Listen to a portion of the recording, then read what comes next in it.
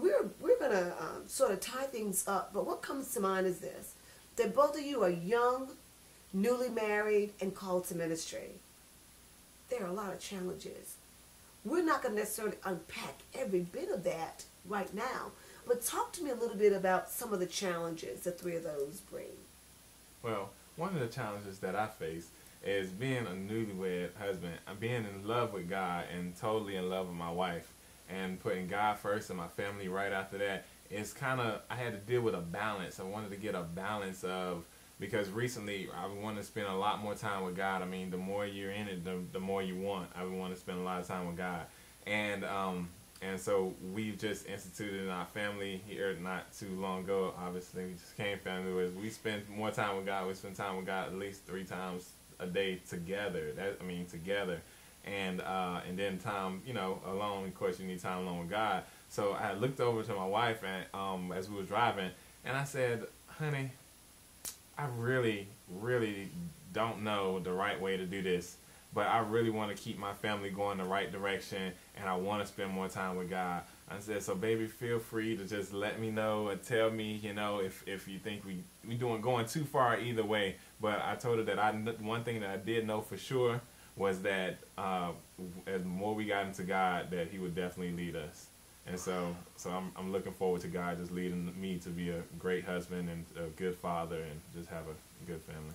I gotta do this. Look in that camera, please, and talk to other young men who are married with wives in ministry or not, and just tell them what to do with their. Tell them a little bit about what you just said. Definitely keep God first, but very, very close and near to that, you got to keep your family. You can't be in church 85% of the time and then think your family's gonna get 2% of the time. It's just not gonna work. You got to keep your family a high priority, because that's what God said. God and their family. I love my wife. I've researched the word as to what it says about how to treat a wife, and I'm leaning towards the words of Jesus, how to treat my wife. So that's the way I'm going leading my family. So I advise you to do the same thing to keep a good family. And I like what you said when you said, I told her that if you ever see me swaying either way, out of balance, please let me know. Oh, Jonathan. Oh, man. That's really some powerful stuff, that you've given her the liberty to speak into your life and you be willing to receive it. Like on the same grounds as he was saying, trying to be the perfect wife.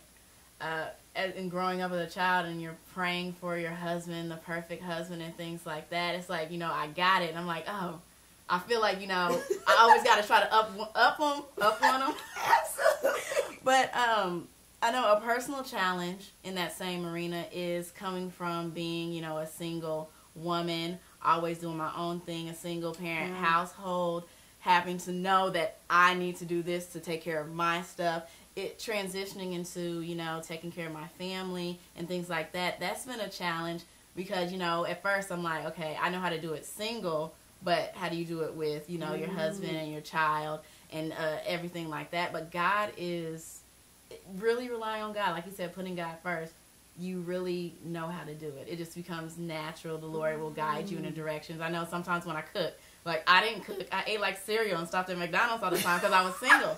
But I'm like, Lord, help me prepare this meal because I really don't know what I'm doing. And I just started putting stuff in there. Everything's been spicy lately. I'm trying to get away from that. But, really seeking Him, that's a plus. Spicy. Oh, that.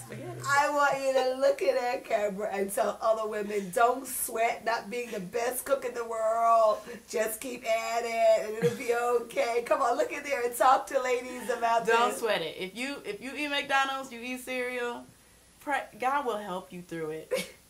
Food Network, recipes, friends and family, seasonings. Just buy a bunch of seasonings, look at the ingredients that's on it, and put it in there. Make sure all of them don't have salt on it because it will turn out to be salty. Really, really salty.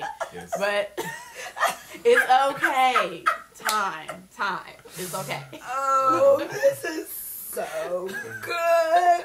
Oh, this is so good. And I'm laughing because I'm not the best cook in the world. I've gotten better over the years. But the one thing I've learned is this. I've learned to stay in my lane. I cook those things that I cook well. And the things I don't know how to cook, I leave them alone. and I rely on someone else to do that.